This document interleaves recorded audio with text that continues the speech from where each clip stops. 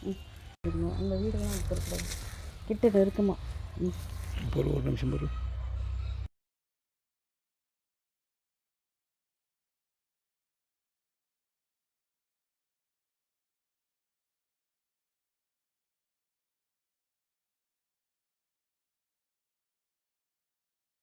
நிலவேம்பு பூவும் இலையும், விருந்தும் மருந்தும் 2 நாளைக்கு தான்.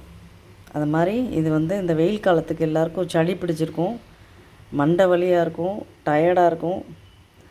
இதை வந்து மாதத்தில் இந்த மாதம் மே மாதம் 2 நாளைக்கு இந்த மாதிரி நல்லா கொதிக்க வச்சுட்டு ஃபில்ட்ரு பண்ணி குழந்தைங்களுக்கு கொடுங்க, நீங்களும் குடிங்க.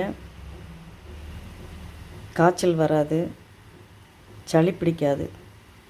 இந்த மாதிரி டிசைனாக பசங்களுக்கு மாற்றி மாற்றி கொடுத்திங்கன்னா இந்த கஷாயம் கூட அவங்களுக்கு வந்து இது மருந்தாக தெரியாது.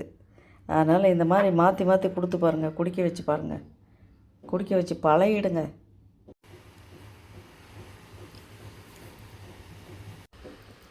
நிலவேம்பு சுக்கு போட்டு, நிலவேம்பு அந்த பூவு எல்லாத்தையும் போட்டு, இலையெல்லாம் போட்டு கஷாயம் போட்டு, ஃபீவர் வந்து வராது, காய்ச்சல் வராது, ஜுரம் வராது, நோ ஃபீவர்.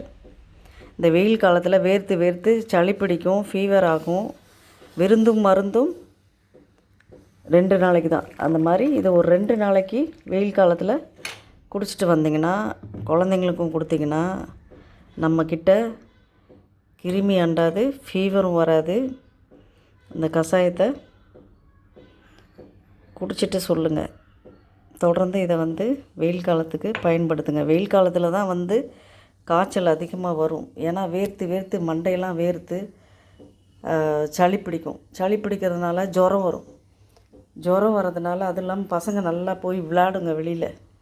வெளியில் விளையாடுறதுனால கிருமி அட்டாக்லாம் இருக்கும். மற்ற சளி பிடிச்ச கோல்டு பிடிச்சவங்களுக்கு கூட இது வந்து அப்படியே மற்றவங்களுக்கு கோல்டு பிடிக்கும். அதனால் இதை விடாமல் நிலவேம்பு பூவு இலை எல்லாம் போட்டு கொஞ்சம் சுக்கு போட்டு இந்த மாதிரி நல்லா கொதிக்க வச்சுட்டு ஃபில்ட்ரு பண்ணி ஒரு கிளாஸ் அப்படியே கொடுத்துருங்க. குடித்தோன்னா இந்த வெயிலிருந்து இந்த ஃபீவரை காப்பாற்றலாம், நம்மளை காப்பாற்றலாம். ஃபீவர்லேருந்து நோய் அண்டாது. நிலவேம்பு சுக்கு.